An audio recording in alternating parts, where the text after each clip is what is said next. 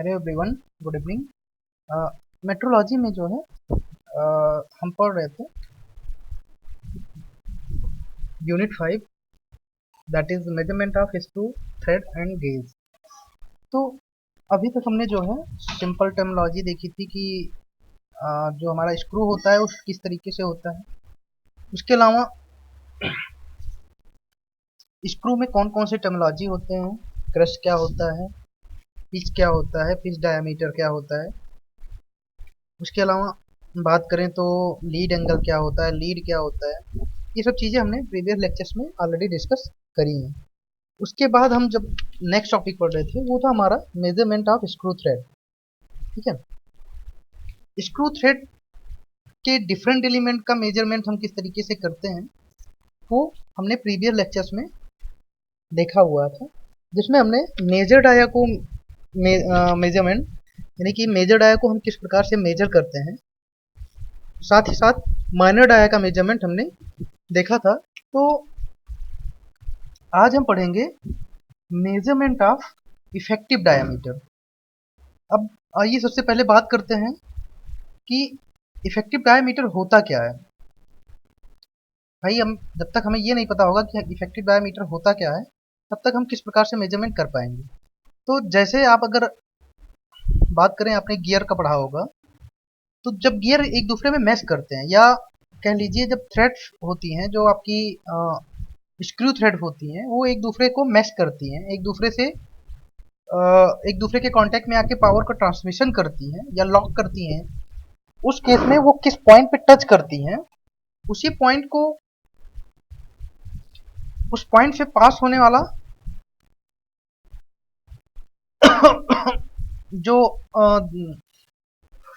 Vertically axis के opposite distance होती है उसी को हम क्या बोलते हैं, आपका इफेक्टिव डायमीटर बोलते हैं।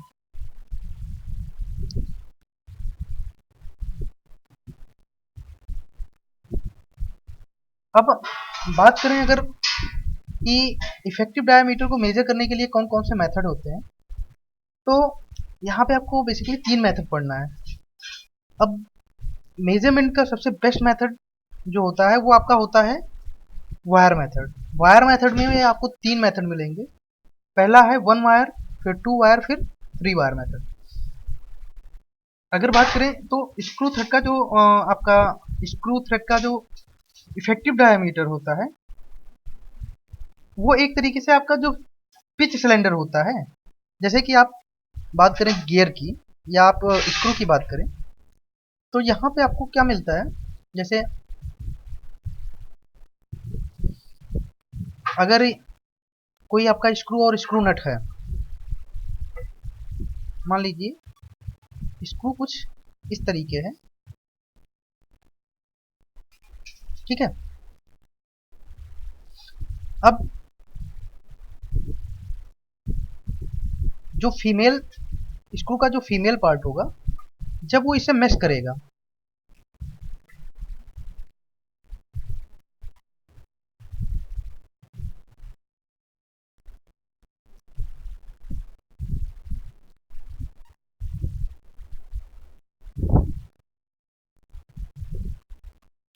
तो मान लीजिए वो इस पॉइंट पे आके टच कर रहा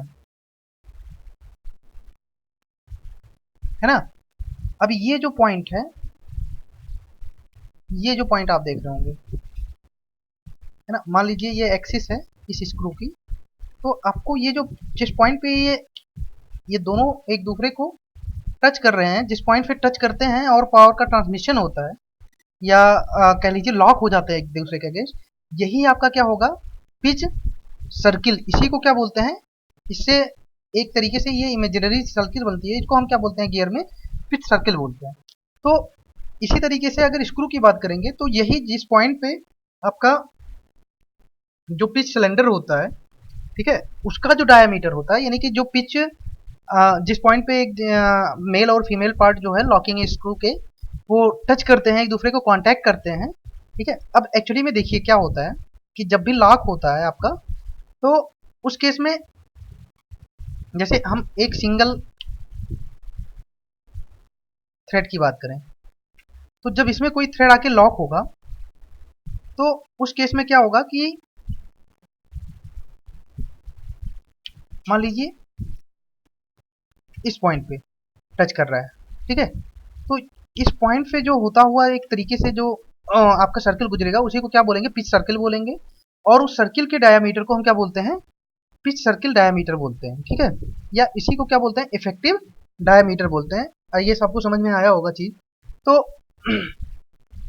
यही जो होता है, इसी डायामीटर को मेजर करने का जो सबसे बेस्ट मेथड होता है वो आपका क्या होता है,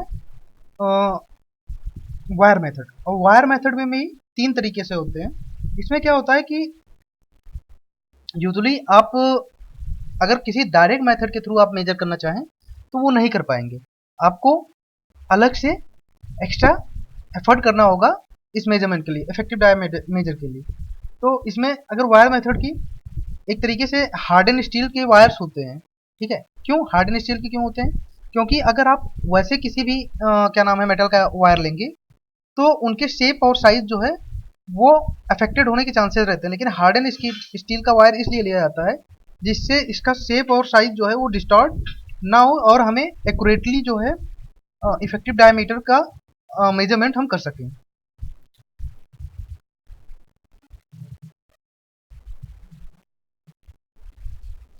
ये क्या होता है, जो आपका वायर्स होते हैं, अगर किसी भी वायर मेथड की बात करें, इन वायर्स को ये जो ग्रूव होते हैं आपके, जैसे कि ये रहा, अब ये आपकी थ्रेड है, तो यहाँ पे इन वायर को प्लेस किया जाता है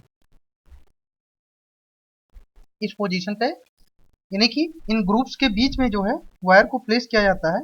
उसके बाद क्या करते हैं कि जो डिस्टेंस होती है उसको हम इन वायर्स की डिस्टेंस को मेजर करते हैं कि कहाँ पे कांटेक्ट कर रहे हैं, और इसी मेजरमेंट के थ्रू हम पता करते हैं। अब अगर बात करें यहाँ पे, तो इफेक्टिव डायमीटर मेजर करने के आपको 3 मेथड मिलेंगे। पहला क्या है, पहला आपको मिलेगा 1 वायर मेथड, दूसरा 2 वायर और तीसरा 3 वायर मेथड। तो आइए बात करते हैं 1 वायर मेथड की। अब अगर हम बात करें 1 वायर मेथड की, तो इसमें सिंपली क्या होता है, एक आपका हार्डन स्टील का एक वायर होता है जिसको हम ग्रुप में रखते हैं। उसके अलावा अगर बात करें तो एक हमारे पास एक स्टैंडर्ड गेज होता है। उस गेज का जो डायमेंशन होता है वो सेम जो आपकी थ्योरेटिकल वैल्यू होती है वो वायर के थ्योरेटिकल वैल्यू के बराबर ही जो है स्टैंडर्ड गेज का डायमेंशन हम रखते हैं। फिर क्या करते हैं कि माइक्रोमीटर, अब देखिए अगर हम अरेंजमेंट की बात करें 1 वायर मेथड में, तो जैसे ये मान लीजिए आपका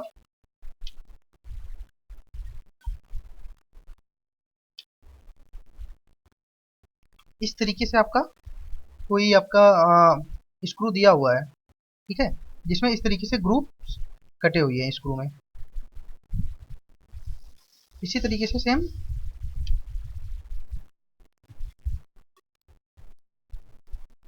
नीचे की साइड भी,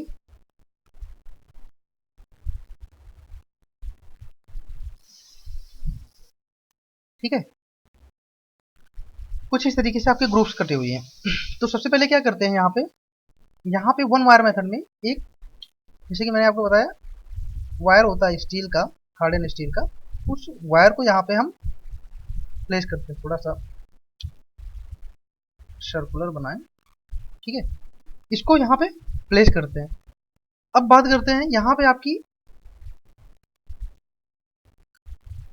जैसा मैंने आपको पहले बताया ये आपकी एनविल हो गई। इसी तरीके से एक एनविल नीचे भी प्लेस रहती है,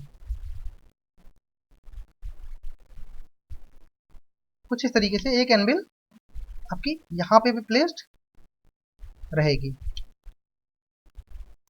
ठीक है। अब देखिए ये जो ऊपर वाली एनविल होती है इससे क्या होता है, एक आपका माइक्रोमीटर कनेक्ट रहता है, ठीक है। यहाँ पे क्या होता है, आपका एक माइक्रोमीटर कनेक्ट रहता है। तो सबसे पहले जब हम वायर को प्लेस करते हैं, प्लेस करने के बाद क्या करते हैं कि एक स्टैंडर्ड गेज लेते हैं जिसकी जो डायमेंशन होती है वो थ्योरेटिकल वैल्यू आपके वायर के थ्योरेटिकल वैल्यू के ही बराबर होती है, ठीक है। उसके बाद माइक्रोमीटर एनविल जो होता है, ये ऊपर वाला जो होता है इसमें माइक्रोमीटर लगा होता है, तो माइक्रोमीटर एंड एनविल करते हैं। इसको क्या करते हैं कि स्टैंडर्ड गेज पे पहले से हम क्या करते हैं, इसको स्टैंडर्ड गेज पे सेट करते हैं, और सेट करने के बाद इसकी जो डायमेंशन होती है स्टैंडर्ड गेज की, उसको हम नोट डाउन कर लेते हैं। यानी कि ये जो आपका माइक्रोमीटर एनविल होता है, इसको पहले हम स्टैंडर्ड गेज पे, जिसको हमने क्या नाम है वायर की जो थ्योरेटिकल वैल्यू है उसके डायमेंशन के बराबर लिया हुआ है, ठीक है। फिर इसको क्या करेंगे, स्टैंडर्ड गेज को माइक्रोमीटर एनविल इसी स्टैंडर्ड गेज पे प्लेस करके और वैल्यू को नोट डाउन कर लेंगे। उसके बाद क्या करते हैं कि जिस भी स्क्रू को हमें, जैसे ये वाला स्क्रू है, स्पेसिमेन ये है आपका, ठीक है, तो इसी जो भी स्पेसिमेन होता है उसको हम क्या करेंगे यहाँ पे, चाहे आप किसी फिक्सचर के थ्रू और चाहे आप हैंड से ही क्या करिए, इसको प्लेस कर दीजिए। प्लेस करने के बाद फिर हम क्या करते हैं कि ये जो माइक्रोमीटर एनविल होती है इसको ऊपर इसके प्लेस करते हैं, ठीक है। वायर को ग्रुप्स में रखते हैं, उसके बाद माइक्रोमीटर एनविल को प्लेस करते हैं। उसके बाद क्या करते हैं कि जो भी रीडिंग होती है माइक्रोमीटर एनविल की, ठीक है, उसको हम 2-3 अलग अलग प्लेस पे, जैसे कि एक यहाँ ले लिया, एक यहाँ ले लिया, कई प्लेस पे, अलग अलग प्लेस पे हम 2-3 जगह जो है डिफरेंट डिफरेंट रीडिंग्स को लेते हैं। फिर उस रीडिंग को नोट डाउन करते हैं और उनका हम एवरेज निकालते हैं कि एवरेज रीडिंग हमारी क्या आ रही है। उसके बाद एवरेज रीडिंग जो आती है और जो आपकी क्या नाम है स्टैंडर्ड गेज की रीडिंग होती है, उससे हम कंपेयर करते हैं, और कंपेयर करके हम ये पता कर लेते हैं कि इफेक्टिव डायामीटर में कितना रिफ्लेक्शन, यानी कि एरर का रिफ्लेक्शन कितना है, यानी कि कितना जो है एरर आपका वेरी कर रहा है, कितना चेंज हो रहा है। मतलब यानी कि आप पहले पे देखेंगे, दूसरे पे देखेंगे, तो इन कंपैरिजन टू आपको पता चल जाएगा कि किस पोजीशन पे किस तरीके से एरर जो है वो वेरी करता है। उसके अलावा अगर बात करें तो सबसे इंपॉर्टेंट चीज ये होती है कि जो आप वायर सेलेक्ट कर रहे हैं मेजरमेंट के लिए, उसका डायमीटर इस तरीके से आप सेलेक्ट करें जिससे कि वो जो है स्क्रू को जो आपकी पिच होती है उसके अलॉन्ग जो है वो कांटेक्ट कर पाए, यानी कि पिच सिलेंडर के अलॉन्ग कांटेक्ट कर पाए। इस तरीके से हमें क्या करना होता है, वायर का जो ये हार्डन स्टील का वायर होता है उसको सेलेक्ट करना होता है कि वो क्या करे कि पिच सिलेंडर पे जो है ग्रुप्स को कांटेक्ट कर पाए। अब नेक्स्ट की बात करेंगे, दूसरा हमारा जो है वो है 2 वायर मेथड।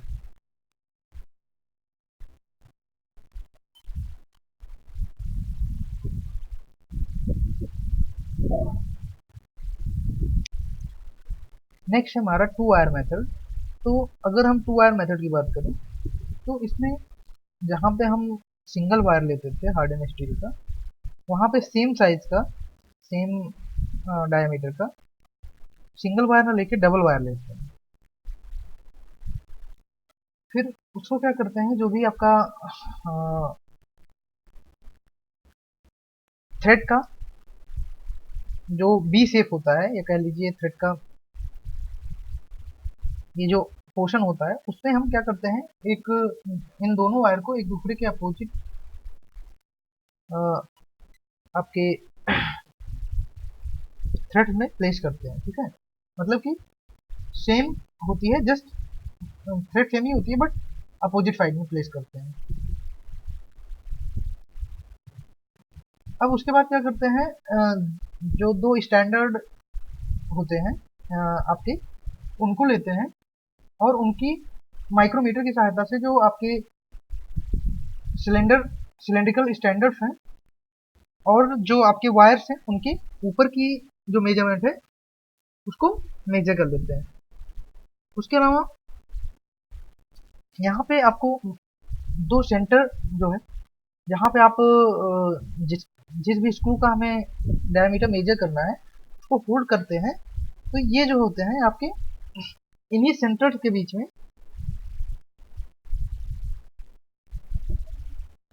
ये बेस पे देखिए, बेस पे ये बने होते हैं, इस तरीके से आप लेथ मशीन में होल्ड करते हैं। तो यहाँ पे इसको क्या करते हैं, जिनका हमें इफेक्टिव डायमीटर मेजर करना होता है उसको इनके बीच में हम प्लेस कर देते हैं, ठीक है। उसके बाद इसको इन सेंटर्स के बीच में होल्ड कर लेते हैं। इसके लंबो इसके परपेंडिकुलर जो है 90 डिग्री पे एक और कैरियर लगी होती है, जिसके ये देखिए ये वाली, इस कैरियर में क्या होता है, ये आपका थिम्बल हो जाता है, एक बड़ा सा जो आपको दिख रहा है, ये क्या होता है, थिम्बल होता है, जिसपे आप अराउंड जो है 0.025 mm तक जो इसका लिस्ट काउंट होता है 0.025 mm होता है, तो यहाँ तक मिनिमम रीडिंग हम ले सकते हैं। अब इसके अलावा इस एंड पे क्या होता है, स्प्रिंग लोडेड होता है, ठीक है, स्प्रिंग लोडेड एनविल लगी होती है, और साथ ही साथ ये देखिए ये फिड्यूशियल इंडिकेटर लगा होता है। तो ये क्या करती है, स्प्रिंग लोडेड इसलिए करते हैं कि जैसे ही हम क्या नाम है आपका जो स्पेसिमेन है उसको यहाँ पे सेंटर पे प्लेस करते हैं, तो जो इसका आपका जो वायर्स होते हैं, ठीक है, उनकी मेजरमेंट करने के लिए इन वायर्स को इसके अगेंस्ट में प्रेस किया रहता है, जिससे कि कोई गैप नहीं रहता है, और जो क्या नाम है एग्जैक्ट डायमीटर है उसमें कोई भी एरर मेजरमेंट में नहीं आता है।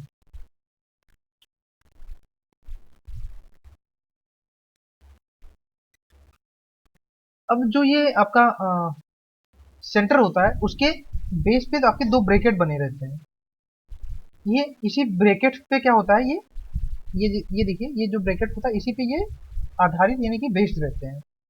उसके अलावा बात करें तो जो इनके बीच की दूरी होती है जैसे कि अकॉर्डिंग टू स्पेसिमेन वो हम आसानी से एडजस्ट कर सकते हैं।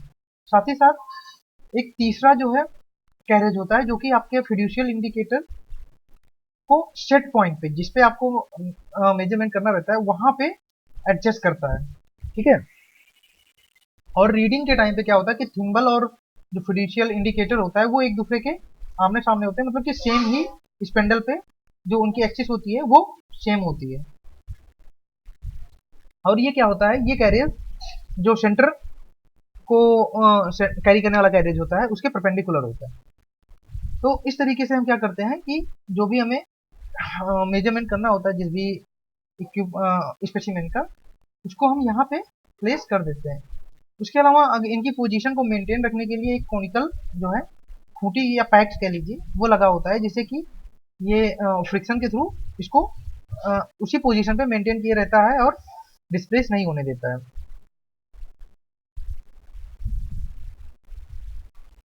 तो ये हो गया इसका वर्किंग, इस तरीके से जो है ये कार्य करता है। अब बात करें इसके प्रिंसिपल की कि किस तरीके से जो है, देखिए जैसे कि हम बात कर रहे थे इफेक्टिव डायमीटर की, तो ये देखिए ये जो है आपका यही इफेक्टिव डायमीटर है, ठीक है।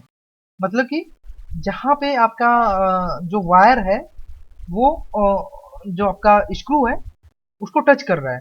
अब देखिए वैसे तो वायर का कुछ पोर्शन नीचे भी है इसके, लेकिन जहाँ पे इस स्क्रू के जो थ्रेड्स हैं उनको ये टच कर रहा है, इसी पॉइंट को मिलाते हैं तो जो डायमीटर हमें गेन होता है उसको हम क्या बोलते हैं, इफेक्टिव डायमीटर बोलते हैं। अब बात करते हैं कि इसको हम किस तरीके से कैलकुलेट करते हैं, किस तरीके से निकालते हैं, थ्योरेटिकल क्या नाम है उसका परसेप्शन क्या है। तो देखिए इसमें क्या करते हैं, सबसे पहले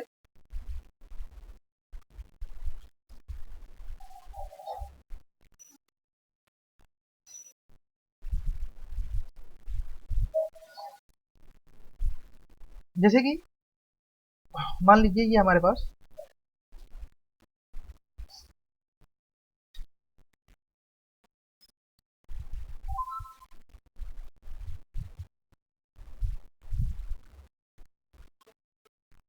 इस तरीके से कोई आपका जो है थ्रेड अरेंजमेंट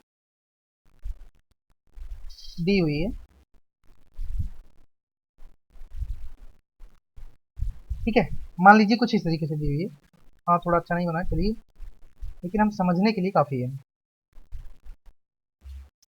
आप क्या करेंगे, सबसे पहले एक वायर ऊपर की साइड में प्लेस करेंगे, ठीक है, और उसी थ्रेड में नीचे की साइड में भी एक वायर हम यहाँ पे प्लेस करेंगे। ये आपका हो गया माइक्रोमीटर इंडिकेटर। ठीक है। यहाँ जो होता है आपका, ये आपका माइक्रोमीटर इंडिकेटर हो गया।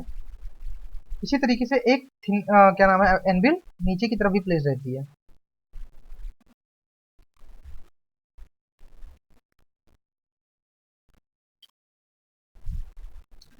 ठीक है। अब देखिए, जो इफेक्टिव डायमीटर मैंने बताया जहां पे ये टच करता है, तो अगर बात करें तो कुछ यहाँ पे ऐसे जो है बाल वो टच करती है, जो आपका वायर होता है वो टच करता है। तो ये जो डिस्टेंस होती है, जिस पॉइंट पे आपका वायर जो है टच कर रहा है, ठीक है, इसको हम मान के चल रहे हैं कि ये जो है m डिस्टेंस है। ये डिस्टेंस हमारी कितनी है, m है। ठीक है, यही क्या है हमारा, ओ सॉरी, m नहीं, ये हमारी क्या है, इफेक्टिव डायामीटर है। ठीक है, ये हमारा इफेक्टिव डायामीटर है।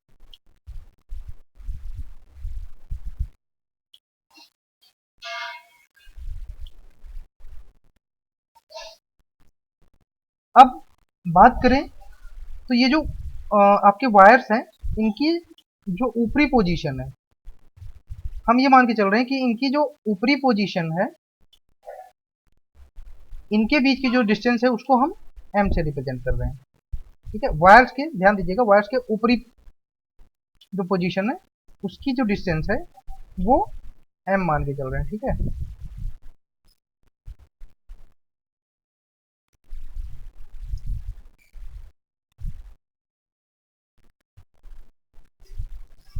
अब जो ये m है इसको हम क्या करेंगे, माइक्रोमीटर की हेल्प से मेजर कर लेंगे। अब बात करें इफेक्टिव डायमीटर की, दैट इज आपका d, मान लीजिए इफेक्टिव है तो d suffix e।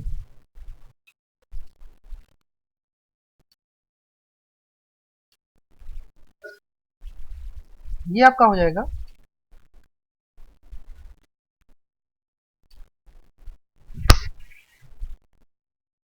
t plus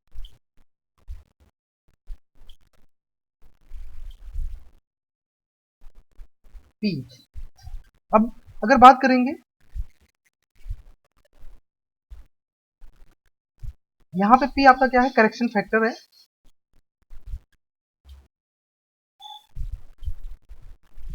जिसकी जो वैल्यू होती है वो आपके कौन किस प्रकार की थ्रेड है उस पर डिपेंड करती है।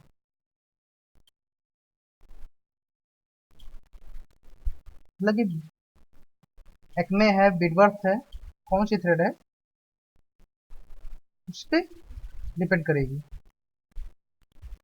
और जो टी होता है ये आपका यहाँ पे, जैसे कि जो ऊपरी वायर की ऊपरी पोजीशन है दोनों, उसके बीच की जो डिस्टेंस है वो हमने m ली है। तो देखिए, अगर वायर का जो डायमीटर है वो हम स्मॉल d मान के चल रहे हैं, तो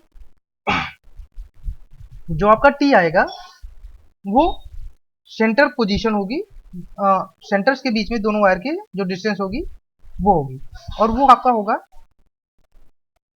m minus twice of d।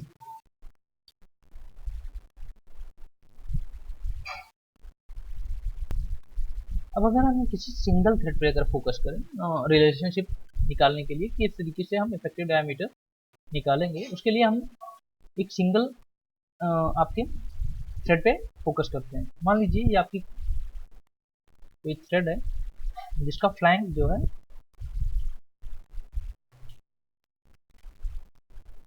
ये दिया हुआ है, और जो वायर है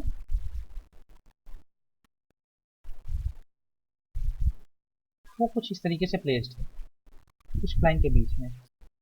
अगर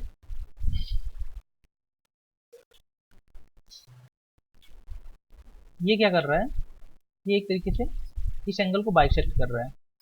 मान लीजिए ये एंगल आपका, ये क्या है, टोटल एंगल x है, तो हाफ एंगल कितना हो जाएगा, x/2 हो जाएगा।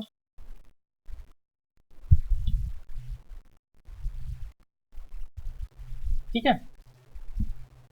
अब मान लीजिए कि यहां से हम क्या कर रहे हैं, एक परपेंडिकुलर डाल रहे हैं जहां पे टच कर रहा है पॉइंट को, तो ये एंगल कितना होगा, 90 होगा, ऑब्वियस सी बात है 90 होगा। इसी तरीके से इधर भी हम डाल रहे हैं। मान लीजिए ये वाला पॉइंट हमारा ई है और ये पॉइंट डी है, सेंटर हमारा ओ है। उसके अलावा सर्कल को टच करता हुआ एक अगर हम लाइन ड्रॉ करें, मान लीजिए ये ए है,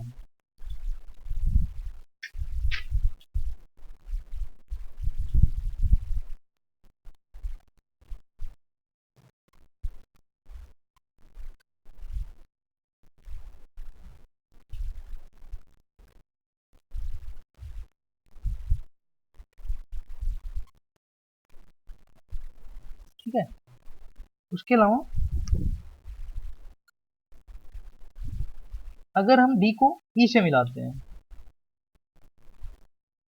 डी को अगर ई से मिलाते हैं, तो ये जो है पॉइंट हमारा जी है।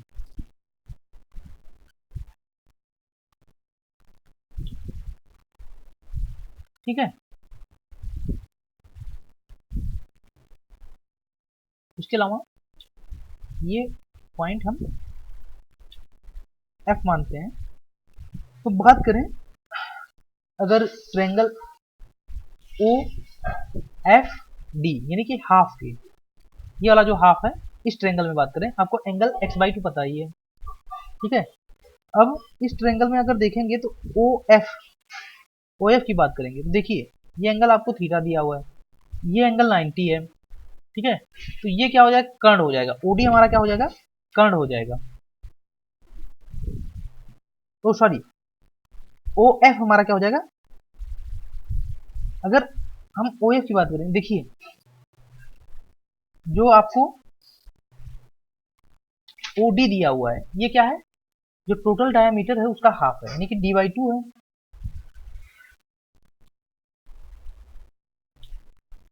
ओडी हमारा क्या है, ये d/2 है।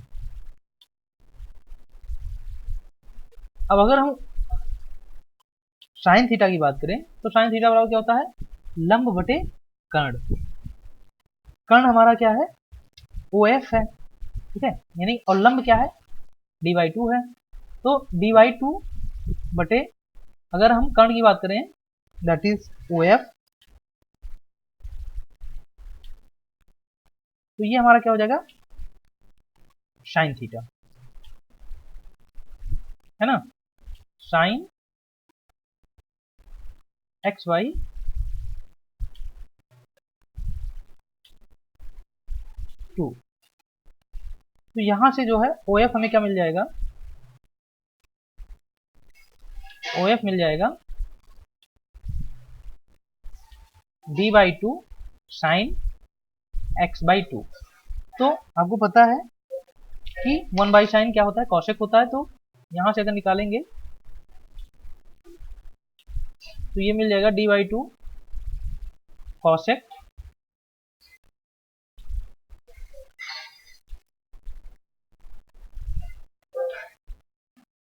xy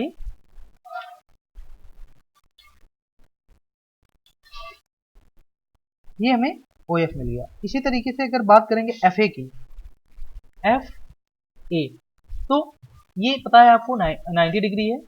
अब एफ ए बराबर क्या हो जाएगा, ये हो जाएगा आपका d/2 यानी कि O F, d/2 O F हमको क्या मिला, d/2 कौशिक x/2। इसमें से अगर हम जो सर्कल का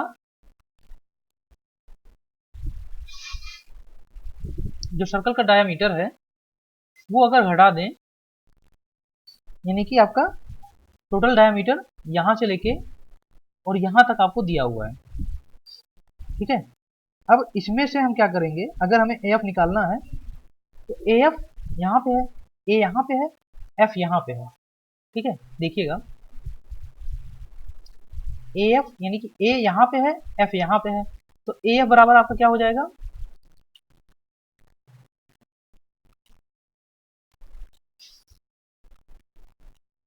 AF बराबर आपका हो जाएगा OF minus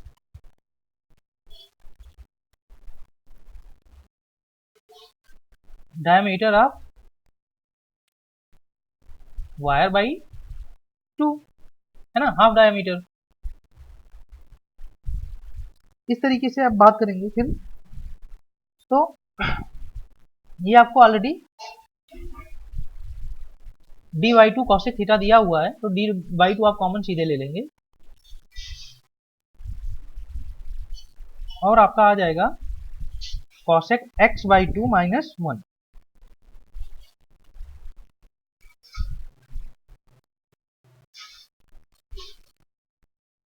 cosec x/2 minus 1, total में क्या हो जाएगा आगे d/2, ठीक है। ये आपको AF मिल गया। इसी तरीके से अगर हम बात करें F और ये वाला जो पॉइंट G है ऊपर FG की,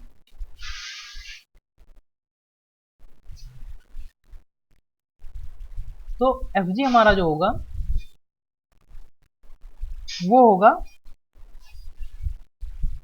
देखिए अगर हम FG की बात करें तो देखिए tan थीटा अगर अप्लाई करते हैं, tan x/2 अप्लाई करते हैं, तो tan x/2 क्या होगा, लंब बटे आधार, लंब आपका DG हो जाएगा और आधार आपका GF हो जाएगा, ठीक है। तो यानी कि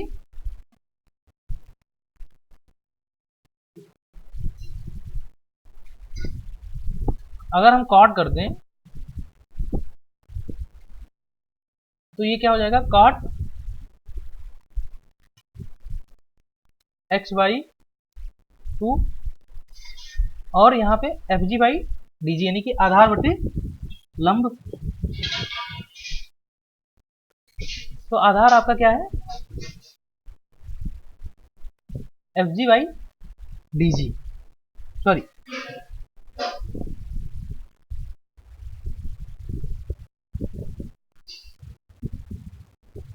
हाँ ठीक है DG। अब आपको देखिए अगर हम DG की बात करेंगे तो दो कॉन्जिक्यूटिव जो क्या नाम है फ्लैंक्स के सिमिलर पॉइंट के बीच की दूरी, ये आपको क्या मिल जाएगी, जो हमने यहाँ से E से लेके D तक ड्रॉ की हुई है, E से लेके D तक, इसको हम क्या बोलते हैं, पिच बोलते हैं। तो जो आपका GD होगा, GD क्या हो जाएगा, पिच का हाफ हो जाएगा, है ना, यानी कि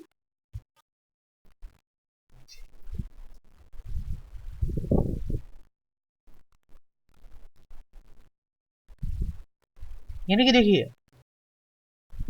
आपका, तो यहाँ से क्या हो जाएगा, ये इंटू पिच बाई 4, ठीक है। इतना आपको समझ में आ गया होगा। अब बात करते हैं नेक्स्ट AG की, ठीक है। अगर थोड़ा सा जूम करें तो ये आपका पॉइंट A है और ये आपका G है, ठीक है। अभी हमें इस पर देखना है,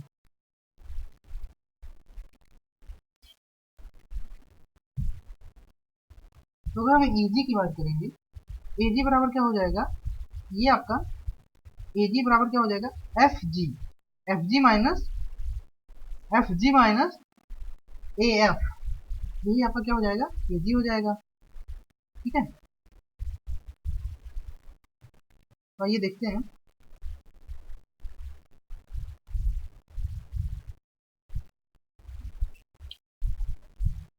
AG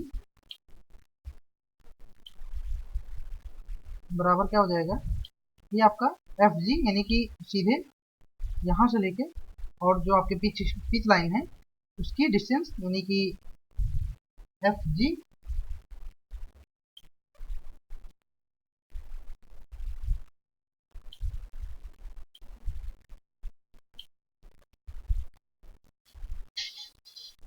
उसमें से हम घटाएंगे ए एफ अभी हमने निकाला हुआ है, ठीक है, और एफ जी भी हमने निकाला हुआ है। तो कुछ नहीं, सीधा वैल्यू रखनी है।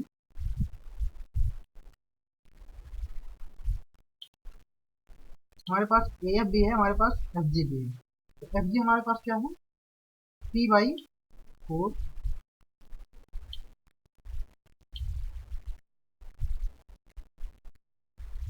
cot x/2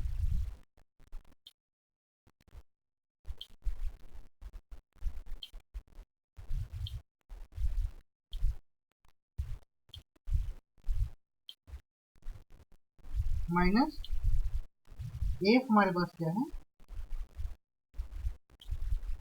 ये है आपका d/2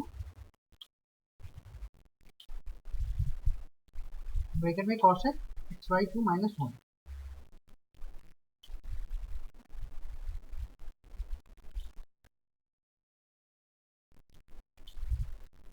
cos x/2 -1।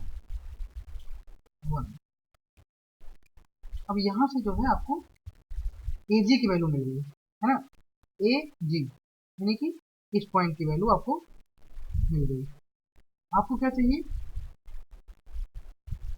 आपको चाहिए एक तरीके से अगर आपको ये वैल्यू मिल गई तो आपको पिच आराम से मिल जाएगी। तो अगर हम पिच की बात करेंगे तो ये क्या होता है, ट्वाइस ऑफ ए जी, यानी कि दोनों साइड जो है, ये तो अभी हम ऊपर की साइड बात कर रहे हैं, ऐसे ही इस साइड भी होगा, है ना। तो जो आपका, तो यहाँ पे जो आपका करेक्शन फैक्टर था, ठीक है, वो क्या होगा, दोनों आपके थ्रेड के दोनों साइड होगा, ठीक है। तो अभी हमने एक साइड निकाला है, तो अगर हम बात करें करेक्शन फैक्टर, दैट इज जो यहाँ पे हमने लिखा हुआ है कि करेक्शन फैक्टर की, तो ये दोनों साइड है, तो ये क्या हो जाएगा, अगर हम पी निकालेंगे तो ये हमारा पी क्या हो जाएगा, ट्वाइस ऑफ ए जी,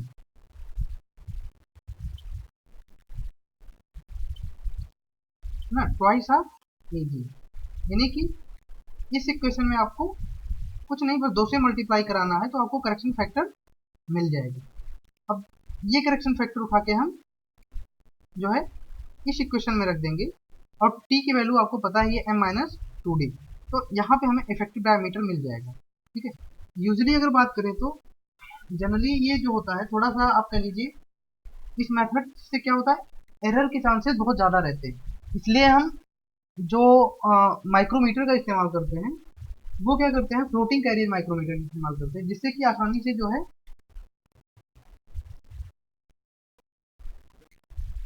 जो हमारा माइक्रोमीटर होता है वो आसानी से अलाइन हो जाता है थ्रेड के साथ, और हमें बहुत ही हाईली एक्यूरेसी के साथ जो है रीडिंग्स मिल जाती हैं, और इफेक्टिव डायमीटर का जो वैल्यू है हमें मिल जाता है। इसमें आपको एरर के चांसेस ज़्यादा रहते हैं, इसलिए हम फ्लोटिंग कैरियर माइक्रोमीटर का इस्तेमाल 2 वायर मेजरमेंट सिस्टम में करते हैं। इसके अलावा बात करें तो अगर वायर के सिलेक्शन की, कि हम किस तरीके से जो वायर की साइज है उसको बेस्ट वायर साइज किस तरीके से जनरेट कर सकते हैं,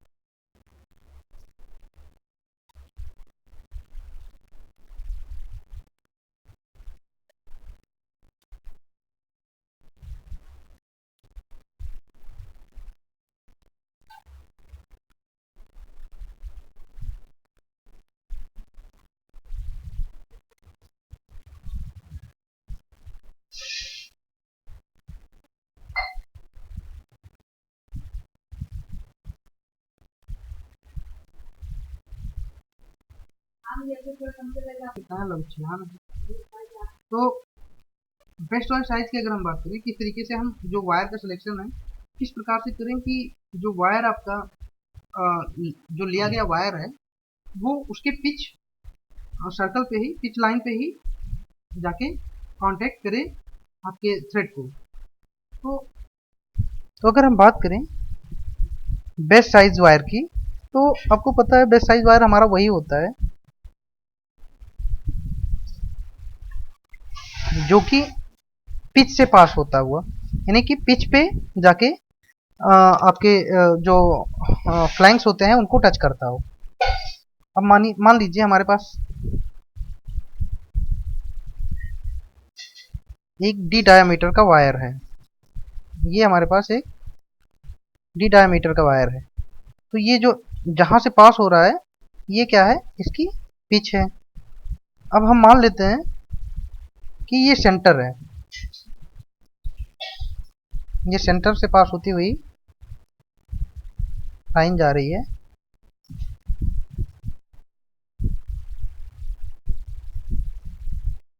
ये एंगल आपको पता है, ये एंगल हमारा x/2 अभी जस्ट हमने देखा हुआ है, ये हम x/2 मान रहे हैं। तो अगर हम ये x/2 मान रहे हैं, ये मान लीजिए हमारा सेंटर है, ठीक है। सेंटर वैसे दिख नहीं रहा लेकिन हम मान रहे हैं, ठीक है। ये एंगल 90 आपको पता है, जहां पे टच करता है परपेंडिकुलर होता है, क्योंकि ये क्या है, ये क्या नाम है, टेंजेंट है इस सर्कल पे, ठीक है। तो ये एंगल आपका क्या हो जाएगा, ये 90 माइनस x/2 हो जाएगा।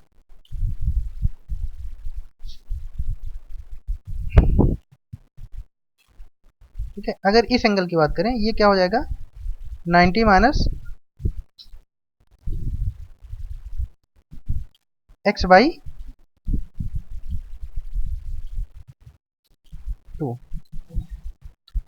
इस पॉइंट को हम सेंटर को मान रहे हैं O, इस पॉइंट को हम मान रहे हैं A, और इसको मान रहे हैं B।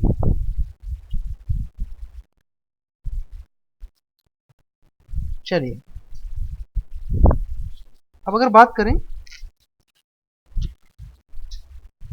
ट्रायंगल OAB में, तो देखिए साइन ऑफ, अगर हम साइन थीटा का इस्तेमाल करते हैं, साइन ऑफ एंगल OA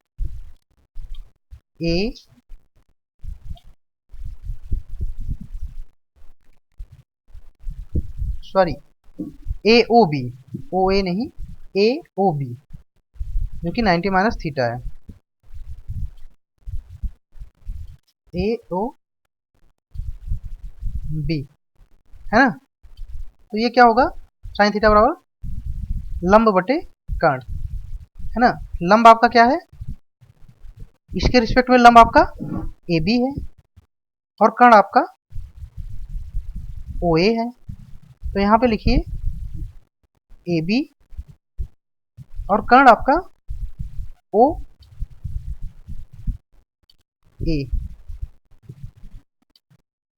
ठीक है। यहाँ से चूंकि ये साइन 90 माइनस थीटा होता है, ये हमने अभी आपको जब बताया हुआ है।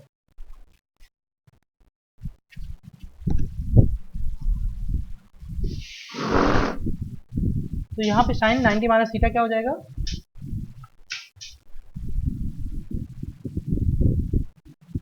अगर यहाँ से हम AB निकालें, सॉरी अगर यहाँ से हम, एक सेकंड, ये OA नहीं OB होगा, ठीक है। लंब बटी क्या होता है, कर्ण होता है, कर्ण हमारा क्या है OB है। तो अब यहाँ से अगर हम OB निकालेंगे तो ये क्या हो जाएगा आपका AB ओवन by sine 90 minus theta. Sine 90 minus theta क्या होता है, ये आपका होता है कॉसेक थीटा, ओ cos theta. Sine 90 minus theta cos theta होता है, तो यानी कि ये हो जाएगा AB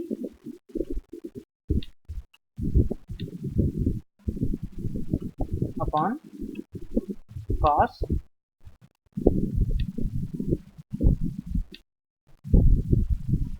थीटा की जगह रख दीजिए एक्स बाई 2। अब यहाँ से आपका OB जो आ जाएगा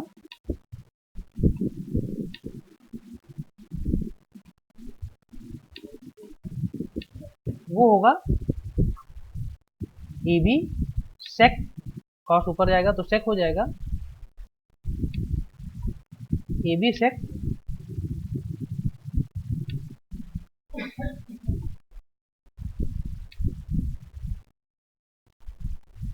एक्स बाई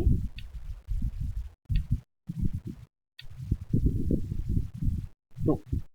ठीक है, ये मिल गया आपको OB। अब आपको पता है कि ये तो हमको OB मिला है, ठीक है। अब अगर हम वायर के साइज की बात करेंगे तो वहां पे डायमीटर आता है, तो डायमीटर क्या होगा, जस्ट ट्वाइस ऑफ OB। तो डाया हमारा क्या हो जाएगा, डाया क्या होगा, ये होगा ट्वाइस ऑफ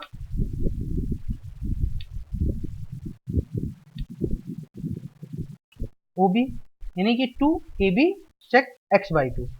अब आपको ये भी पता है कि जो हमारा AB है ये क्या होता है, ये पिच का 1/4 होता है, जैसे अभी हमने पहले देखा था।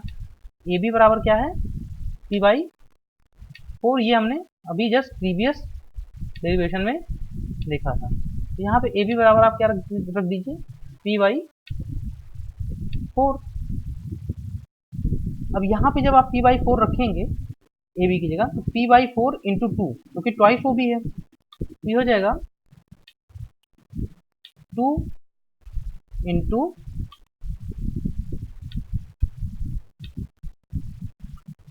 P/4 sec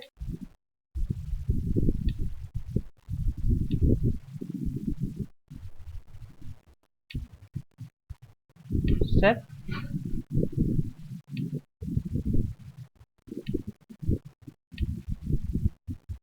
x by 2। अब यहाँ से 2 से 2, 2 से 4, ये कट जाएगा, ठीक है। तो आपका बचेगा P/2 सेक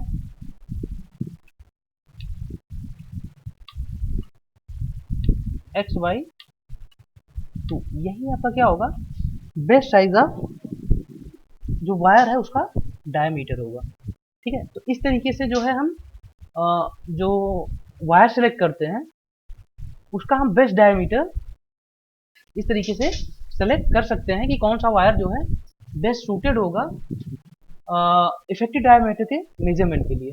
तो आई होप आपको इफेक्टिव डायमीटर का किस तरीके से 2 वायर मेथड के थ्रू मेजरमेंट कर सकते हैं वो समझ में आया होगा, साथ ही साथ 1 वायर मेथड के थ्रू भी किस तरीके से मेजरमेंट होता है वो समझ में आया होगा। नेक्स्ट में हम बात करेंगे आपका कि 3 वायर मेथड के थ्रू किस तरीके से हम इफेक्टिव डायमीटर का मेजरमेंट करते हैं। उसके अलावा आपका जो बचेगा मेजरमेंट ऑफ पिच, उसको भी हम नेक्स्ट लेक्चर में डिस्कस करेंगे। Thank you so much class.